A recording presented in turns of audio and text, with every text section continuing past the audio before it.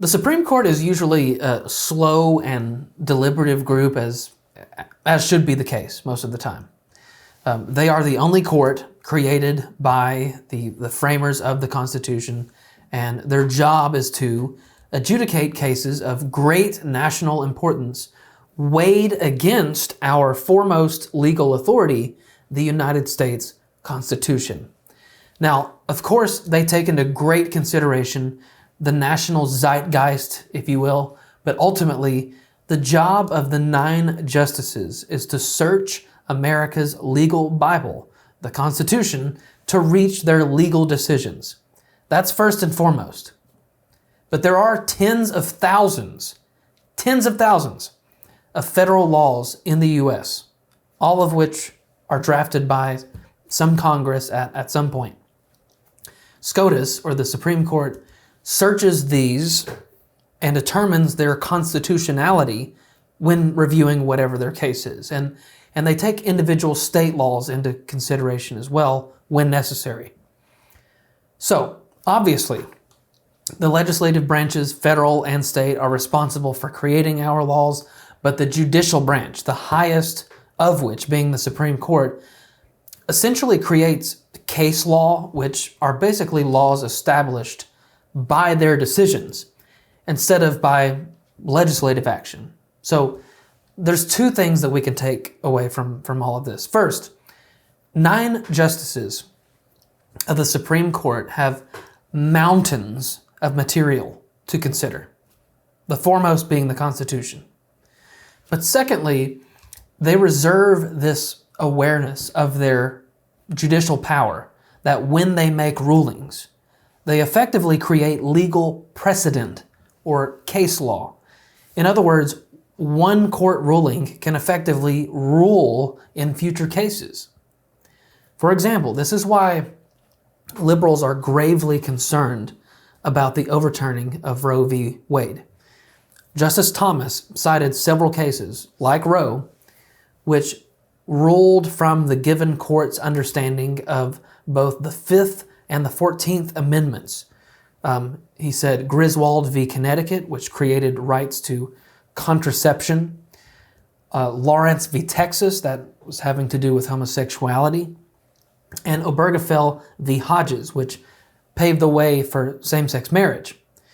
Justice Thomas was alluding to all of these cases when he said the court needed to reconsider all of the substantive due process precedents.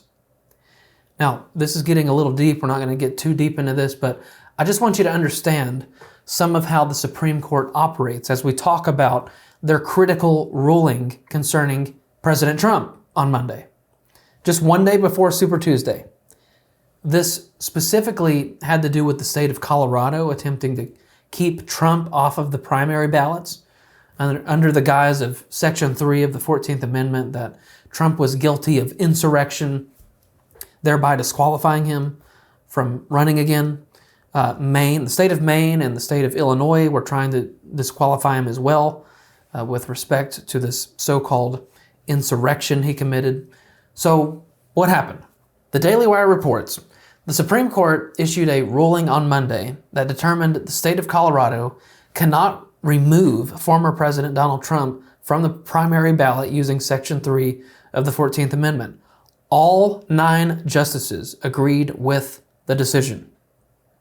That's a huge deal that it was a unanimous decision. And this serves as the biggest blow to the weak legal reasoning in barring him from running for office again. Harmeet Dillon's law firm represented President Trump in this case. Here's what she had to say. Today's unanimous Supreme Court decision underscores the bedrock principles of our democracy and the rule of law. This victory is not just for President Trump, but for the integrity of our electoral system and the rights of voters across the country. The attempt to use the 14th Amendment in this manner was a dangerous overreach that, if left unchallenged, could have set a perilous precedent for future elections. We're proud to have defended the constitutional rights at stake and grateful for the Supreme Court's unequivocal affirmation of these fundamental principles. The irony in all this is that liberals have this steady drip and drumbeat of labeling Trump as a threat to democracy, right? While they literally attempt to undermine the democratic system of voting. And if I may say, just as a side note here, this just really bugs me, okay? America is not a democracy.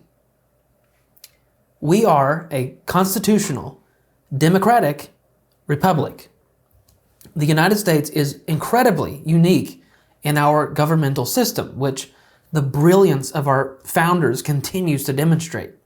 We elect by democratic means people to represent us, and all of us are subservient to the Constitution. That's why, for example, our politicians, they place their hand on the Bible and swear in their oaths of office to uphold and defend the Constitution of the United States. And even in our democratic elements, these powers are extremely regulated and restrained. That's why we have proportional representation in Congress. It's why we have the Electoral College. Pure democracies can give birth to tyranny in an instant with a flip of a switch. That's not the United States. But I digress. This ruling, as mentioned earlier, creates legal precedent which protects the democratic election process. It ensures the American people that they may vote for whomever they wish. And it protects candidates from the technical lynching of their opponents. It safeguards free and fair elections, which is supposed to be a hallmark of America on the global stage. So, after all this, here's what Trump had to say after the ruling. I want to start by thanking the Supreme Court for its unanimous decision today. It was a very important decision. We're very well crafted, and I think it will go a long way toward bringing our country together, which our country needs. And they worked long, they worked hard, and frankly, they worked very quickly on something that will be spoken about 100 years from now and 200 years from now. Extremely important.